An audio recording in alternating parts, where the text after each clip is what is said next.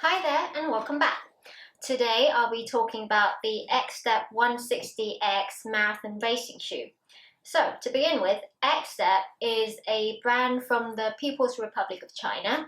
It specializes in running shoes and basketball shoes. The shoes are available on various e-commerce platforms. In Thailand, I got them through Shopee. As a disclaimer, I was given these shoes by Xtep. So first, a little about the shoes themselves.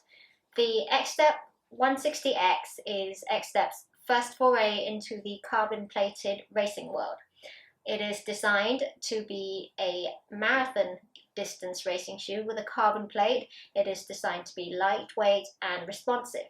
And a little bit more on the tech specs. Now, Xtep they said they didn't have the measurements for this, so I got this information out of Road Trail Run.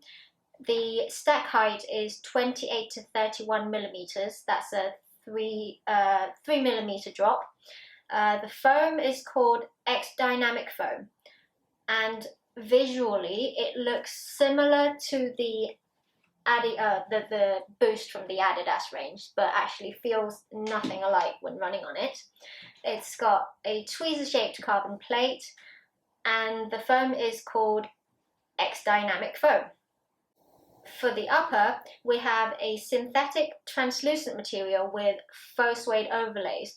Now the upper itself looks a bit like the Nike Vaporfly's Vapor Weave. It acts in sort of in the same way. Very breezy, doesn't take on much water. The synthetic overlays are also on the inside, which is sort of similar to the original Nike Soonfly SPs. They've done me well so far. They haven't rubbed or anything, and they have a very, very thin synthetic or faux suede tongue, which actually stays quite put. And now on to the fit. The 160X, I would say, has a roomy enough toe box. It falls between medium to wide, but if you do have wide feet, I would suggest you go up half a size maybe. The shape itself, unlike most other carbon-plated racing shoes, it doesn't have an aggressive meta rocker. And now, how it feels to run in them. In summary, swift and responsive. They fall on the minimal side of racing shoes, meaning that they feel very close to the ground.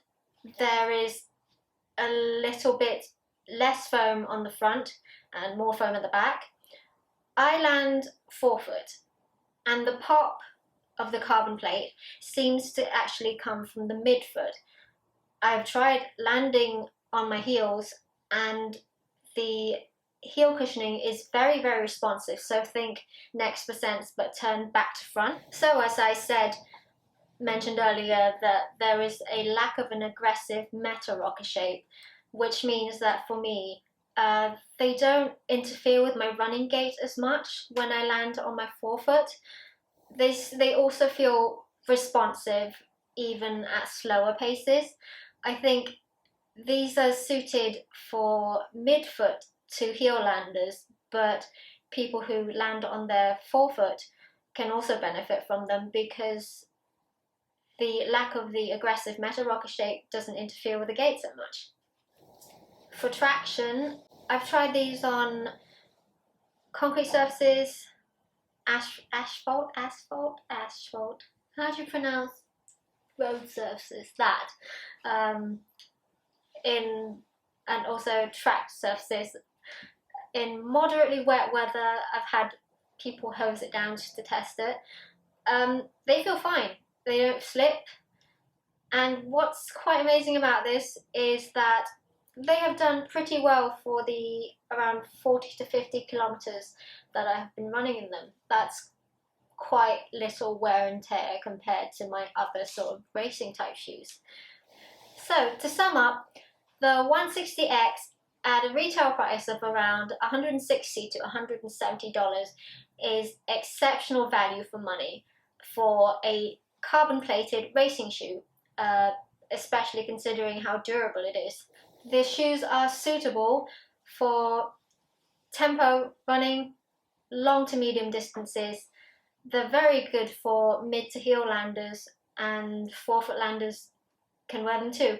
So in very short words, low stack height plus carbon plate done right, and exceptional value for money.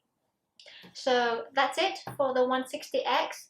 I have left a code in the video description box that gives 10% off for Shopee purchases. That's an app, regional Malaysia, Singapore.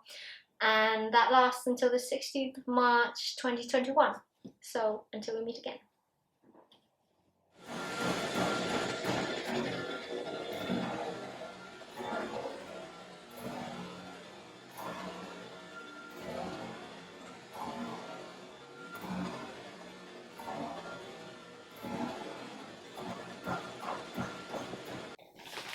Oh, thank you. I don't like touching the bottoms of shoes when I've worn them.